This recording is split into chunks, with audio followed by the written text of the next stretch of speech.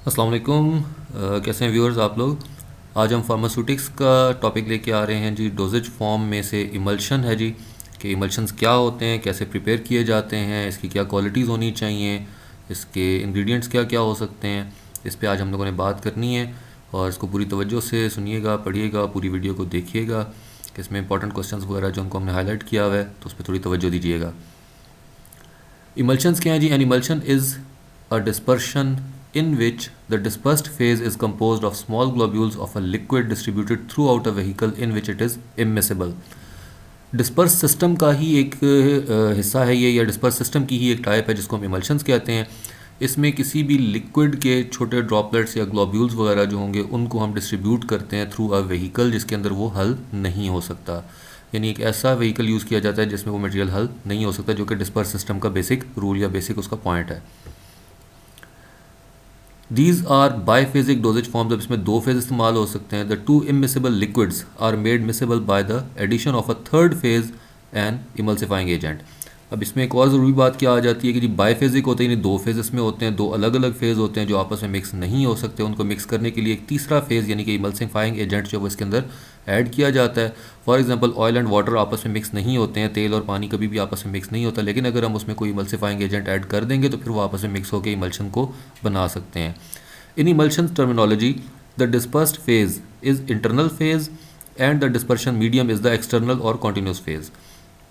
अब इसकी टर्मिनोलॉजी में हम लोग जो बात करते हैं तो डिस्पर्स्ड फेज़ में हम लोग किस चीज़ को डिस्पर्स्ड फेज़ कहते हैं, जो इंटरनल फेज़ होगा। जो डिस्पर्स्ड फेज़ था वो इंटरनल फेज़ होगा और डिस्पर्शन मीडियम जो होगा उसको एक्सटर्नल या कॉन्टीन्यूस फेज़ कहा जाता है। टाइप्स ऑफ इमल्शंस कौन कौन सी हो सकती हैं जी। Emulsions are of two types, oil and water हो सकता है या फिर वाटर एंड ऑयल हो सकता है। अब अक्सर बच्चे ये सोचते हैं कि ये तो सेम बात हुई कि तेल में पानी डाल देंगे या पानी में तेल डाल देंगे, तो इसमें थोड़ा सा डिफरेंस आ जाता है। कि इसमें डिफरेंस क्या आ जाता है कि जी ऑयल एंड वाटर में हम लोग क्या करते हैं, ऑयल को डिस्पर्स कर रहे हैं, वाटर व्हीकल है, ठीक है। जबकि वाटर एंड ऑयल में क्या होगा कि वाटर को डिस्पर्स किया जा रहा है जबकि ऑयल जो है वो व्हीकल है। तो इमल्शंस कैन भी लिक्विड और सेमी सॉलिड। इमल्शंस जो होते हैं लिक्विड भी हो सकते हैं और सेमी सॉलिड भी हो सकते हैं जी। तो यूज़ ऑफ इमल्शंस में क्या होगा जी। लिक्विड इमल्शंस हो सकते हैं हमारे पास जिसको ओरली यूज़ किया जा सकता है, मुंह के रास्ते दिया जा सकता है, पेरेंटरली दिया जा सकता है, जिस तरह से कि आप इसको थ्रू नीडल जो बॉडी में इंजेक्ट कर सकते हैं। टॉपिकली जिल्द के ऊपर भी लगाया जा सकता है। सेमी सॉलिड इमल्शंस जो हैं इनको हमेशा टॉपिकली ही यूज़ किया जाता है in most of the cases. Two classes of liquid external preparations कौन कौन सी हो सकती हैं जी। इमल्शन की जो दो क्लासेस हैं हमारे पास, एक लिनीमेंट हो सकता है, लोशन हो सकता है। और ये दोनों जो हैं लिनीमेंट और लोशन दोनों ऑयल एंड वाटर बेस भी हो सकते हैं या फिर वाटर एंड ऑयल बेस भी हो सकते हैं। ठीक हो गया। नेक्स्ट हमारे पास है जी सेमी सॉलिड जो इमल्शंस होते हैं, इनका यूज़ कैसे हो सकता है। जिनका यूज़ के लिए हम एग्जांपल हमारे पास आ रही है जी ऑयली क्रीम्स की, जो कि वाटर इन ऑयल है, यानी कि ऑयल हमारे पास जो है उसका व्हीकल होगा, वाटर जो वो डिस्पर्स हो रहा है उसके ज़रिए से। इसी तरीके से एक्वस क्रीम्स हो सकती हैं जो कि वैनिशिंग क्रीम जिसकी एग्जांपल है, ये है oil and water. Choice of emulsifying agents. Emulsifying agent के लिए आप किस चीज़ को चूज़ करेंगे। To get an emulsion of required properties the selected emulsifying agent should have the following qualities. क्या आपने जो भी सिलेक्ट करना है इमल्सिफाइंग एजेंट, उसके अंदर क्वालिटीज़ होनी चाहिए। कौन सी क्वालिटीज़ होनी चाहिए वो डिपेंड करता है कि आपको इमल्शन किस मकसद से चाहिए, उसमें कौन कौन सी खूबियाँ आप देखना चाहते हैं। तो should be capable of reducing interfacial tension between two immiscible liquids, कि दो गैर हल होने वाले जो लिक्विड्स थे, जो मायाजात थे, उनकी दरमियान की जो इंटरफेशियल टेंशन थी उसको ख़त्म कर सकता हो, यानी एक अच्छा सरफेक्टेंट होना उसके लिए ज़रूरी है। नेक्स्ट है जी should be capable of keeping the dispersed liquid globules distributed indefinitely throughout the dispersion medium, कि उस डिस्पर्शन मीडियम के अंदर जिसके ज़रिए से आप फैलाना चाह रहे हैं उसके अंदर डिस्पर्स जो चीज़ आप करना चाह रहे हैं उसको अच्छे तरीके से उसके अंदर डिस्ट्रीब्यूट कर दे, उसके अच्छे तरीके से उसके अंदर फैला दे उस लिक्विड के अंदर जिसके ज़रिए से आप उसको भेजना चाह रहे हैं। नेक्स्ट इसमें क्या है जी, it should be non toxic, उसको जहरीला नहीं होना चाहिए, उसमें किसी किस्म की कोई जहरीले असरात ना पाए जाते हों। Chemically compatible with other ingredients of the preparation, तो जो भी आप इमल्सिफाइंग एजेंट लेते हैं उसको बाकी चीज़ों के साथ कंपैटिबल होना चाहिए। ये ना हो कि आप इमल्सिफाइंग एजेंट डालें और वो खुद किसी और केमिकल या इंग्रेडिएंट के साथ रिएक्शन कर ले और कोई नई चीज़ बन जाए, तो इसके अंदर केमिकल कंपैटिबिलिटी होनी चाहिए। नेक्स्ट जो क्वालिटी होनी चाहिए वो क्या होनी चाहिए जी, able to produce and maintain the required consistency of the preparation, कि उस प्रिपरेशन की यानी जो आप इमल्शन तैयार करना चाहते हैं उसकी कंसिस्टेंसी को, उसका जो गाढ़ापन था उसको मतलूबा मयार तक वो बरकरार रख सकता हो।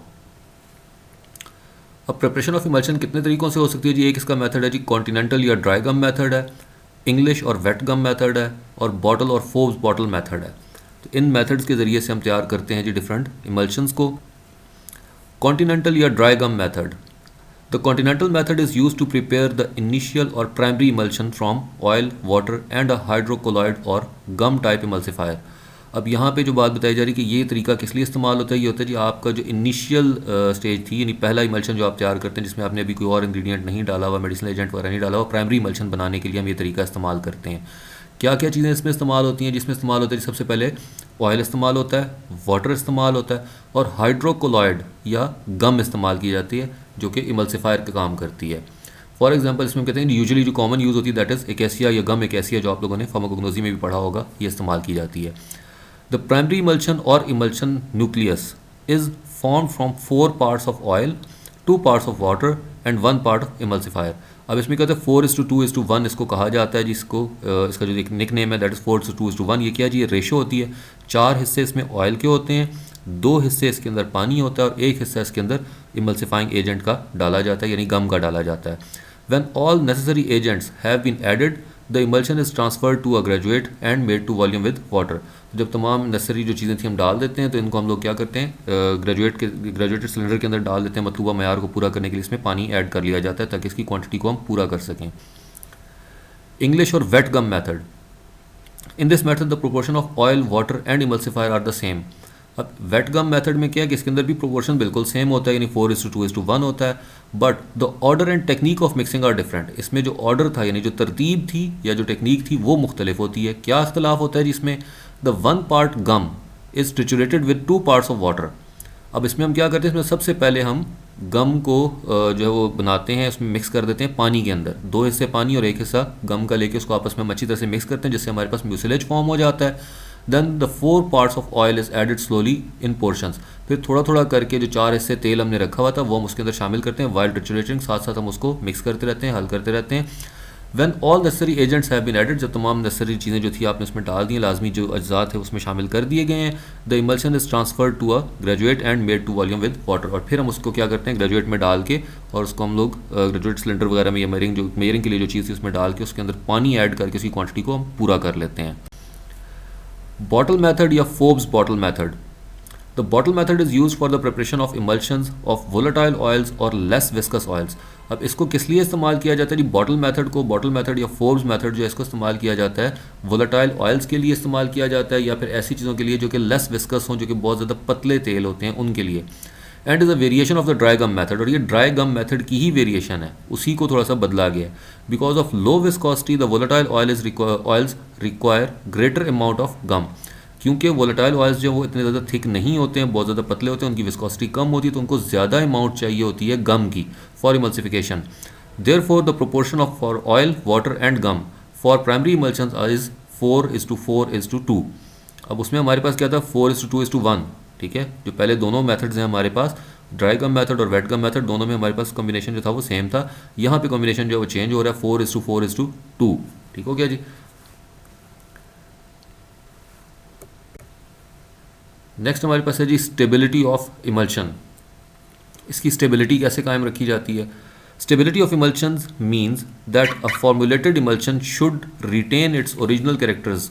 जो भी हमारे पास इमल्शन होता है उसको अपने कैरेक्टर्स जो हैं उसको कायम रखना चाहिए, जो भी इसकी खासियतें थी, खवास थे, वो उसके कायम रहने चाहिए। For example as the size of globules and their uniform distribution throughout the continuous phase. Continuous phase के अंदर यूनिफॉर्म डिस्ट्रीब्यूशन, यकसा तकसीम जो थी उसकी ग्लोब्यूल्स वगैरह की, वो उसके साथ कायम रहनी चाहिए, एक जैसा उसको रहना चाहिए। ये नहीं होना चाहिए कि थोड़े से वो पड़ा रहे उसके बाद वो चीज़ें अलग अलग होने, अज्जा अलग होने शुरू हो जाएँ। A suitable anti microbial agent can also be used. अब उसमें क्या है कि एक मुनासिब एंटी माइक्रोबियल एजेंट को भी हम इस्तेमाल कर सकते हैं। क्यों इस्तेमाल करना पड़ता है जी? क्योंकि many moulds, yeast and bacterias can decompose the emulsifying agent disrupting the system. तो डिस्पर्स सिस्टम के लिए ज़रूरी था कि डिस्पर्शन मीडियम और डिस्पर्स फेज दोनों जो थे वो आपस में यकसा तौर पर मिक्स रहें, जिसके लिए हम उसके अंदर इमल्सिफाइंग एजेंट्स जो थे उनको हम डालते हैं। फॉर एग्जांपल हमने बात की थी कि गम एक ऐसी इसमें यूज़ की जाती है, तो गम जो है उसके ऊपर अटैक हो सकता है बैक्टीरिया, यीस्ट और मोल्ड वगैरह का, और अगर गम बीच में से ख़त्म हो जाएगी तो जाहिर सी बात है कि वो अज्जा जो वो एक दूसरे से अलग हो जाएंगे, तो उसकी वजह से हमें उसमें डालना पड़ सकता है एक suitable microbial agent. Stability of emulsions की यहाँ पे एक जी डायग्राम के जरिए से शो किया गया है कि सबसे पहले हमारे पास आ रहा है जी कोलेसेंस आ रहा है, उसके बाद हमारे पास आ रहा है फ्लॉक्यूलेशन आ रहा है, उसके बाद क्रीमिंग आ रहा है, उसके बाद ब्रेकिंग आ रहा है और सेंटर में आ रहा है जी गुड इमल्शन के। अच्छा इमल्शन होगा तो उसमें तमाम अज्जा यकसा तौर पर तकसीम होंगे। कोलेसेंस में क्या होगा, वो इकट्ठे होकर बीच में जो वो ग्रुप्स बनाने शुरू कर देंगे। फ्लॉक्यूलेशन में वो छोटे छोटे से ग्रुप्स उनके अलग अलग से एक जगह पे बिखर जाएंगे, चिपकना शुरू कर देंगे। क्रीमिंग में वो सतह के ऊपर बैठना इकट्ठा होना शुरू कर देंगे या फिर सेटल डाउन होकर सेडिमेंटेशन का बायस बनेंगे। ब्रेकिंग में दोनों चीज़ें बिल्कुल तौर अलग अलग हो जाएंगी, तो जुदा हो जाएंगी दोनों फेज़ जो थे आपके, क्योंकि बायफेजिक फॉर्म है तो इसमें दोनों फेज़ जो थे वो अलग अलग हो जाएंगे लिक्विड के। कोलेसेंस क्या चीज़ होती है? Coalescence means to grow together, to fuse, एक दूसरे में मिक्स हो जाना, इकट्ठा ग्रो करना। The dispersed phase fuse to form large globules, उसमें क्या होगा, बड़े बड़े से ग्लोब्यूल्स बनने शुरू हो जाएंगे, बीच में छोटे छोटे से पीसेज उसके अलग से नजर आना शुरू हो जाएंगे जिन दो चीज़ों को आपने मिक्स किया था। Creaming and sedimentation, upwards creaming या डाउनवर्ड सेडिमेंटेशन है। अगर जो चीज़ वो ऊपर की जाने भी इकट्ठा होना शुरू हो जाती है तो क्या होगा, उसमें क्रीमिंग हो रही है, और अगर वो नीचे बॉटम पे बैठना शुरू कर देगी तो वो सेडिमेंटेशन होगी। Movement of dispersed globules in the continuous phase, continuous phase के अंदर यानी व्हीकल के अंदर जो चीज़ें थी वो अलग से अगर ऊपर इकट्ठा होना शुरू कर देंगी तो क्रीमिंग, अगर नीचे बैठ जाएंगी तो वो क्या कहलाएंगी, वो कहलाएंगी सेडिमेंटेशन। ठीक हो गया जी। नेक्स्ट है जी स्टेबिलिटी ऑफ इमल्शन में क्रैकिंग या ब्रेकिंग। अब क्रैकिंग या ब्रेकिंग का मतलब होता है टूट जाना। तो separation of the internal phase from the emulsion is called breaking. अब इंटरनल फेज अगर अलग हो जाता है आपके व्हीकल में से तो फिर उसको हम क्या कहेंगे, वो ब्रेकिंग कहलाएगा। The coalescence of the dispersed globules takes place and the two separate layers of the dispersed phase and continuous phase are formed. अब क्या होता है, सबसे पहले उसके अंदर क्या काम होगा, उसके अंदर ग्लोब्यूल्स जो थे वो अलग होकर कोलेसेंस बनाना शुरू कर देंगे, और उसके बाद क्या होगा, दोनों के दोनों लिक्विड्स थे जो इमिसिबल थे वो वापस एक दूसरे से अलग हो जाएंगे। ठीक है जी, कॉन्टिन्यूस फेज के अलग एक लेयर बना लेंगे, which are difficult to redisperse by shaking और stirring to get the original product. और वो इस तरह से जुदा होंगे कि उनको दोबारा से मिक्स करना, हिलाने जुलाने से, मिक्स करने से वो पॉसिबल नहीं होता, मुश्किल हो जाता है। तो that is known as the breaking या क्रैकिंग इसको कहा जाता है। फ्लॉक्यूलेशन, the individual particles of dispersed phase come in contact with each other to form loose aggregates and create a network like structure। अब क्या होगा, उसके जितने भी जो अज्जा हैं डिस्पर्स्ड फेज के वो एक दूसरे के साथ साथ जुड़ना शुरू कर देंगे, इकट्ठे होना शुरू कर देंगे, छोटे छोटे से ग्रुप्स बना के बीच में बीच में जो वो डिस्ट्रीब्यूट होंगे। That is known as the flocculation. Floc का लफ्ज़ी मतलब भी होता है ग्रो या ग्रुप। ठीक है, जहाँ पे जो बहुत सारी चीज़ें इकट्ठी हुई हैं, that is known as the floc. तो फ्लॉक्यूलेशन का मतलब होगा छोटे छोटे से ग्रुप्स बन जाएंगे, छोटे छोटे से ग्लोब्यूल्स के।